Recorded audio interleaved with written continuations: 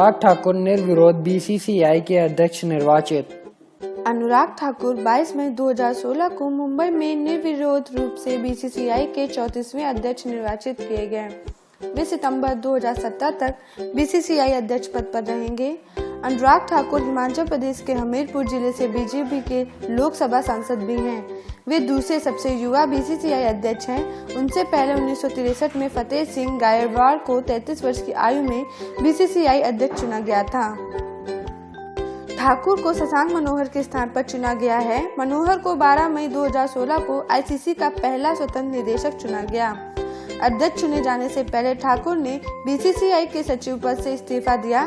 Thakur 41 ICC के कार्यकारी board पर एशियन क्रिकेट काउंसिल में बीसीसीआई का प्रतिनिधित्व करेंगे।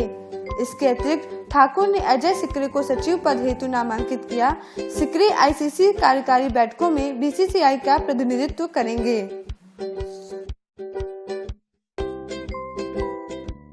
भारतीय बैंकिंग क्षेत्र में एकीकरण की मांग।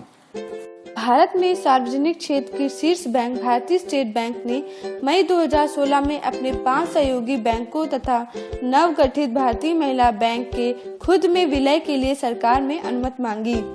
अगर इस मांग को सरकार द्वारा मान ली जाती है, तब इसे सार्वजनिक बैंकिंग क्षेत्र में एकीकरण की प्रक्रिया का प्रारंभ माना जाएगा। भारत जैसी तेजी से बढ़त अर्थव्यवस्था वाले देश के बैंकिंग व्यवस्था के सुदृढ़ एवं केंद्रीकृत स्वरूप को प्राप्त करने में सहायक होगा। भारतीय स्टेट बैंक के अनुसार केंद्र सरकार में अनुषंगी बैंकों के साथ विलय के लिए सैद्धांतिक मंजूरी की मांग बैंक द्वारा की गई है। इसके अलावा एसबीआई ने भारतीय महिला बैंक के खुद में विलय के लिए मंजूरी भी मांगी है। इस प्रस्ताव के तहत एसबीआई इन बैंकों का कारोबार, परिसंपत्तियों तथा देनदारियों का अधिग्रहण करेगा।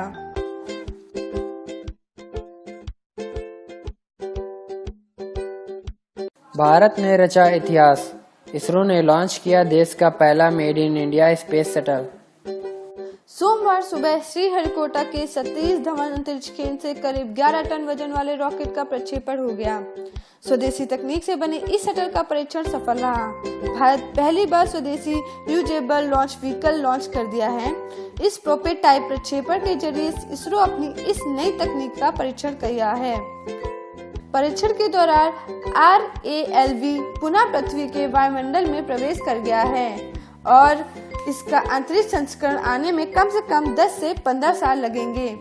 भारतीय अंतरिक्ष अनुसंधान संगठन के चेयरमैन किरण कुमार ने कहा कि इसरो इस परीक्षण को लेकर काफी उत्साहित है। उन्होंने RAVL के बारे में कहा कि यह आवश्यक रूप से भारत की ओर से अंतरिक्ष के लिए आधारभूत ढांचे की लागत में कमी लाने का प्रयास लाएगा।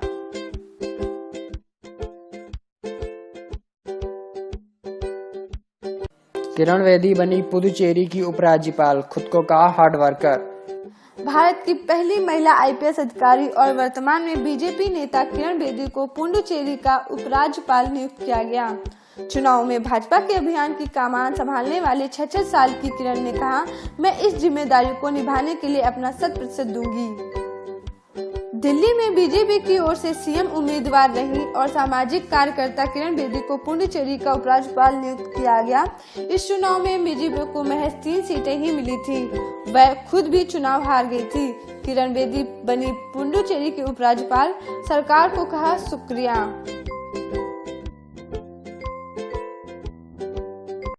ईरान दौरे पर गए पीएम मोदी, रिश्तों में ताजगी की आस।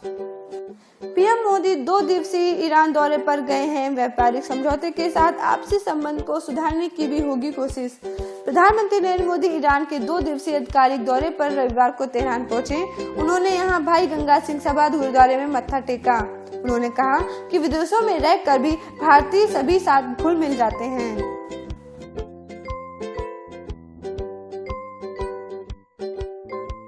केंद्र सरकार ने सड़क परिवहन क्षेत्र में ई-पेस, इंफ्राकॉन और उन्नत इनाम प्रो का शुभारंभ किया।